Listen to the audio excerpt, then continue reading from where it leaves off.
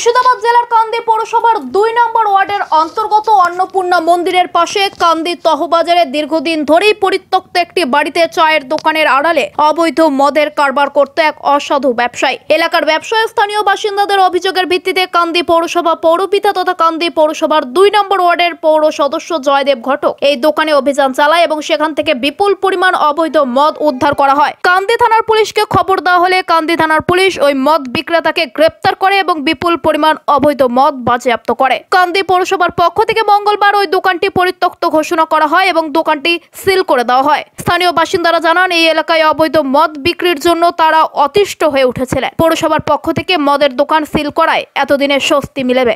এখানে এই বেআইনি মদের ব্যবসাটা দীর্ঘদিন ধরে চলছে।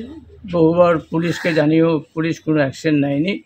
দেখুন এখানে অন্নপূর্ণা মন্দির প্রায় শতাধিক বছর পূর্বেকার মন্দিরের পাশেই আইনত মন্দিরের 100 মিটারের মধ্যে মদের কোনো ব্যবসা করা যায় না, সরকারি লাইসেন্সও দেয় না। তো এই বেআইনি ব্যবসা, এখানে শুধু ব্যবসা নয়, যে ব্যবসা করছে সে আমার ব্যক্তিগত শত্রু নয়, কিন্তু এখানে দেখা যাচ্ছে যে ইয়ং ছেলেরা বেশিরভাগই এখানে যেমন তরকারি ব্যবসা করে বা দিন আনে দিন খায়, তারা ব্যবসা করে, এখানে কাছে পাচ্ছে, সঙ্গে সঙ্গে বিক্রি হচ্ছে আর খেয়ে যাচ্ছে।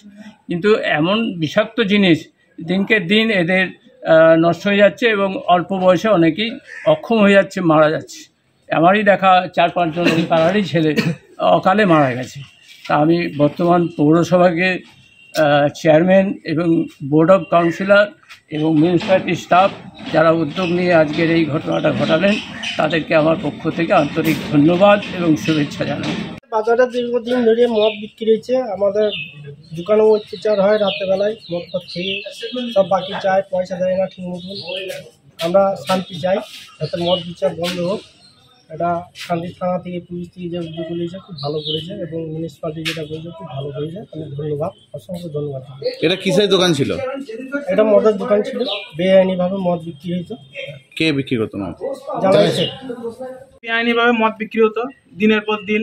এখানকার স্থানীয় লোক, স্থানীয় দোকানদার, ওদের খুব অসুবিধা হতো। রাত্রেবেলাতে মদকে মাতলামো করতো, দোকানে ভাঙচুর, তিরপলে আগুন ধরে দেওয়া, এইসব ব্যবস্থা হতো। এর জন্য সরকার মিউনিসিপ্যালিটি থেকে এটা ভেঙে দেওয়ার এবং সিল করে দেওয়ার উদ্যোগ নিয়েছে। এর জন্য আমরা সবাই সাধুবাদ জানাই এবং পাড়ার এবং আশেপাশের যত দোকান আর দোকানদাররা আছে ওরা সবাই খুশি এর জন্য।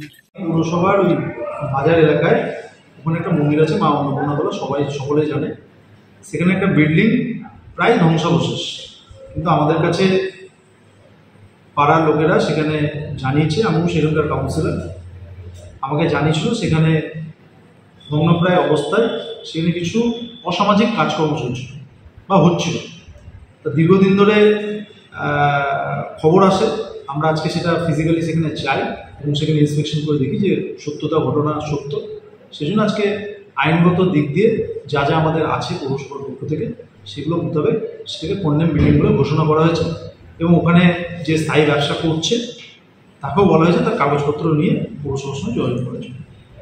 ওখানে নাকি অবৈধ মদের কারবার চলতে এরকমই একটা যেটা, যার জন্য নাকি এটা বন্ধ করে দেওয়া শুনেছি, সেটাই পাবলিকের কাছে সেরকমই কমপ্লেন ছিল, সেই জন্যই আমরা সেখানে গিয়েছি এবং সেখানে কমপ্লেন হয়েছে। শুনেছি নাকি সে অ্যারেস্টও হয়েছে পুলিশ প্রশাসনের পক্ষ থেকে, পুলিশের দিকে কাজ করছে।